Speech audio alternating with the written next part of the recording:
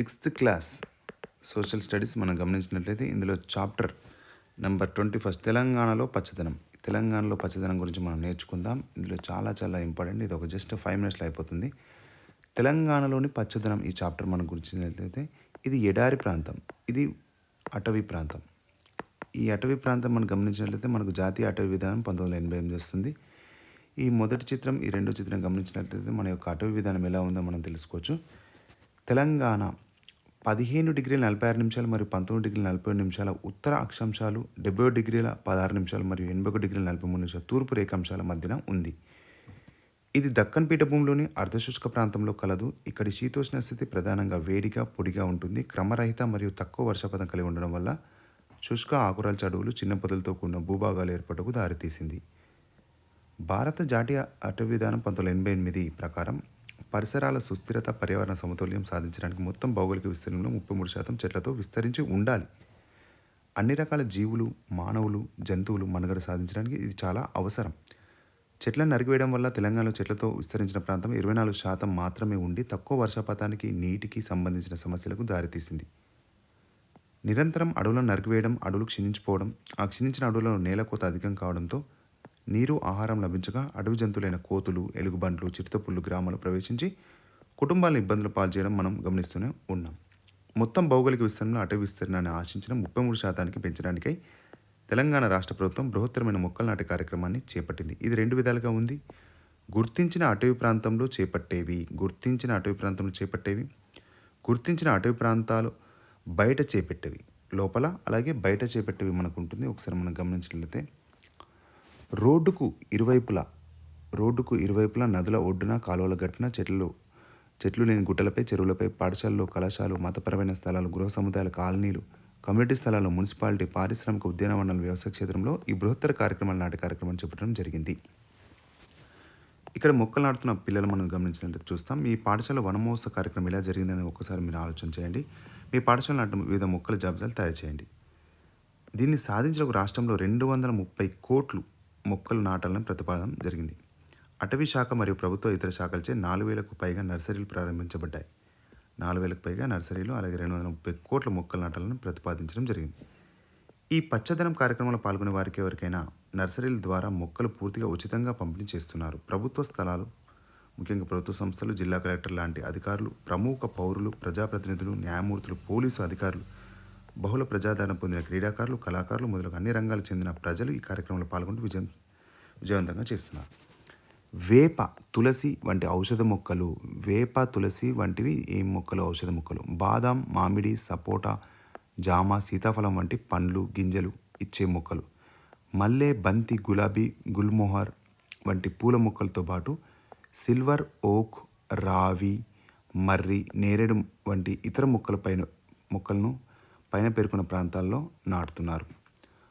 మనం మొక్కలు, చెట్లు బాగా పెంచినట్లయితే ఉష్ణోగ్రతలు తగ్గించడానికి, వర్షాలు ఎక్కువగా కురవడానికి, ఉపరితల భూగర్భ జల మట్టం పెరగడానికి ఉపయోగపడతాయి. చెరువులు, బావులు నీటితో నిండి వ్యవసాయానికి అవసరమైన సాగునీటి సదుపాయం కల్పించుకోవచ్చు. అలాగే గొర్రెలు, మేకలు, ఆవులు వంటి పశువులకు సంబంధించిన మేత కానీ లభిస్తుంది. గడ్డి భూములు, పచ్చిక బయళ్ళు పశువులు మేయడానికి అనువుగా అందుబాటులో ఉంటాయి. పరిశ్రమలు, వాహనాలు ఇంధనం కాల్చడం ద్వారా విడుదలయ్యే కాలుష్యం తగ్గుతుంది. అడవుల వలన కలప, వెదురు, ఔషధాల తయారీలో ఉపయోగించే ఆకులు, బీడి ఆకులు, వంట చెరుకు, తేనె, పండ్లు, గింజలు లభిస్తాయి. పక్షులు, క్రూరమృగాలు అడవులలో ఆశ్రయం పొంది మానవ ఆవాసాల్లోకి రాకుండా ఉంటాయి. మనలో చాలామందికి మొక్కలు నాటడం అనేది చాలా ఇష్టమైన పని. కానీ ఆ మొక్కలను సంరక్షించి కాపాడడమే సమస్య. మనం సాధారణంగా చాలా మొక్కలు నాటుతుంటాం, కానీ మనం నిర్లక్ష్యం వల్ల చాలా వరకు పెరగకుండా పోతున్నాయి. మనం ఒకసారి గమనించినట్లయితే ఎందుకు నిర్లక్ష్యంగా ఉన్నాయని మనం గమనించినట్లయితే చూద్దాం. మనం వనజీవి రామయ్య గారు మనం గురించి నేర్చుకున్నట్లయితే తెలంగాణ రాష్ట్రంలో ఖమ్మం గ్రామీణ మండలంలో రెడ్డిపల్లి గ్రామానికి చెందిన 70 ఏళ్ల వయసు గల దరిపల్లి రామయ్య వనజీవి రామయ్యగా ప్రజాదరణ పొందాడు. ఎవరంటే వనజీవి రామయ్య. మొక్కలు నాటండి, ప్రాణాన్ని కాపాడండి అనే యొక్క నినాదమైంది. మొక్కలు నాటండి, ప్రాణాన్ని కాపాడండి అనే వాక్యం యొక్క ఉపయోగాల గురించి ఉపన్యాసాలు ఇవ్వడం కాకుండా ఆయన దాన్ని సార్థకం చేసి చూపించాడు. జేబు నిండా విత్తనాలతో, సైకిల్ నిండా మొక్కల బరువుతో మైళ్ళ దూరం సైకిల్ తొక్కుకుంటూ వెళ్ళేవాడిగా స్థానికులకు తాను తెలుసు. పర్యావరణాన్ని కాపాడడానికి మొక్కలు నాటడం ఎంత అవసరమో ఆయన వాస్తవంగా గుర్తించాడు. అతడు వెళ్ళే ప్రతి చోట తన వెంట ఎవరు లేకున్నా ఒక్కడే బీడు భూముల్లో మొక్కలు నాటాడు. మొక్కలు నాటడమే కాదు, ఇతర వ్యక్తులకు, సంస్థలకు మొక్కలు నాటడానికి ప్రేరణ కలిగించాడు. ప్రేరణ ఇచ్చి వాటిని పెంచి సంరక్షించాడు. పర్యావరణాన్ని కాపాడడానికి తాము చేసిన అవిశ్రాంత కృషి, పచ్చదనాన్ని పెంచడానికి తాను చేసిన అద్భుతమైన ప్రయత్నం దేశంలోని గౌరవప్రదమైన పద్మశ్రీ పురస్కారం. ఇతను ఏ పురస్కారం పొందాడంటే పద్మశ్రీ పురస్కారం. అలాగే ఇక్కడ కీలక పదాలు మనం గమనించినట్లయితే పర్యావరణ సమతుల్యం, కాలుష్యం, భూగర్భ జలమట్టం, పచ్చదనం. ఇక్కడ మనం మన అభ్యాసాన్ని ఎలా మెరుగుపరుచుకుందామంటే తెలంగాణలో పచ్చదనాన్ని పెంచడం ఎందుకు అవసరం, అడవుల వలన ఉపయోగాలు ఏమున్నాయి, మొక్కలను కాపాడే కొన్ని చర్యల్ని సూచించము, రోడ్డుకి ఇరువైపులు గల చెట్లు మనకి ఎలా సహాయపడుతున్నాయి, మొక్కలు నాటడానికి సంబంధించిన వార్తలను సూచించు పత్రికా క్లిప్పింగ్స్ సేకరించి ఒక ఆల్బమ్ తయారు చేయండి. ఈ సంవత్సరం మీ ప్రాంతంలో వన మహోత్సవం ఎలా నిర్వహించారు, వనాలు పెంచడంపై కొన్ని నినాదాలు తయారు చేయండి.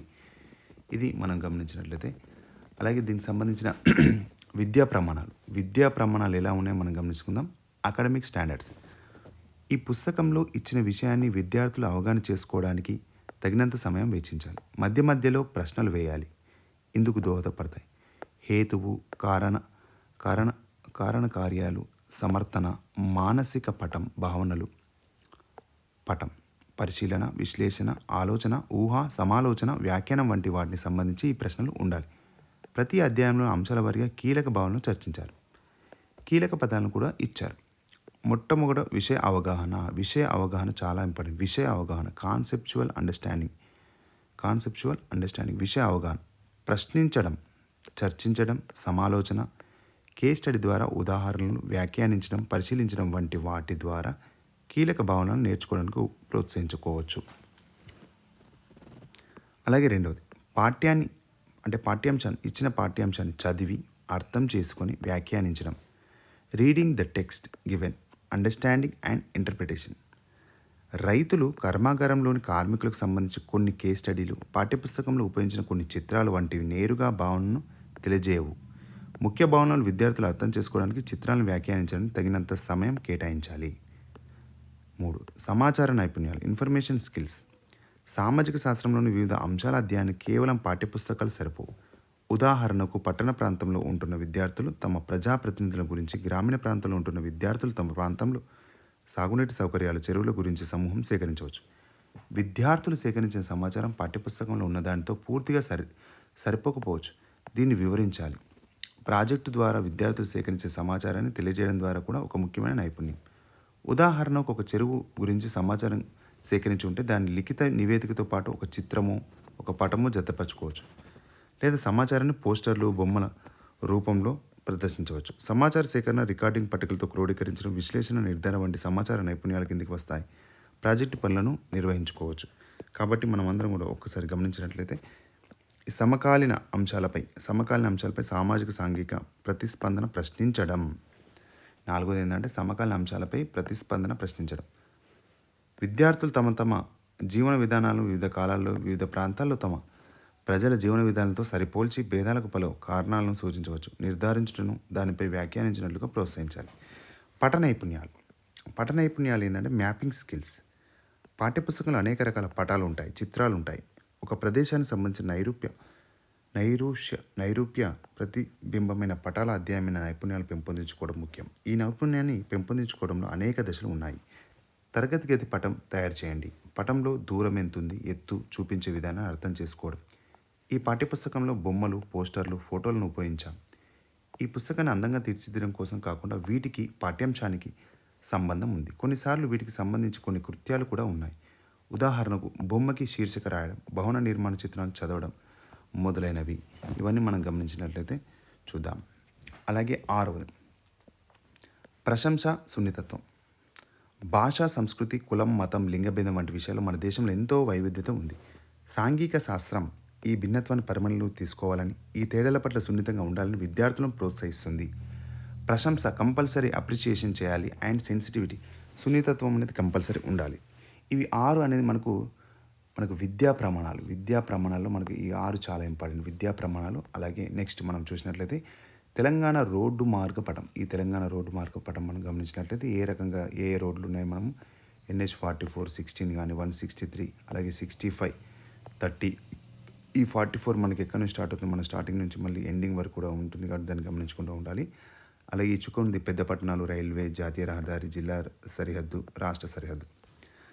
అలాగే భారతదేశం 600 అంటే ఈ భారతదేశం గురించి మనకు మహాజనపదాలు మరియు రాజధానుల గురించి మనం తెలుసుకున్నట్లయితే ఇందులో మనం కాంబోజా అలాగే గాంధార కురు సూరసేన ఇవన్నీ ఉజ్జయిని ఇవన్నీ ఉన్నాయి కదా. ఇవన్నీ మనం అస్మక అలాగే ఇటు అరేబియా సముద్రం బంగాళాఖాతం హిందూ మహాసముద్రం వజ్జి ఇవన్నీ మనకు మహాజనపదాలు మరియు వాటి యొక్క రాజధానులు మనం తెలుసుకున్నట్లయితే ఇది చాలా చాలా ఇంపార్టెంట్. కంపల్సరీ ఒక బిట్ రావచ్చు ఇందులోంచి మనం గమనించినట్లయితే ఒక్కసారి భారతదేశ జాతీయ చిహ్నాలు మనం గమనించినట్లయితే భారతదేశానికి సంబంధించి మనకు జాతీయ చిహ్నాలు ఏమేమి ఉన్నాయి అనేది మనం తెలుసుకున్నట్లయితే మనం ఒక్కసారి చూద్దాం.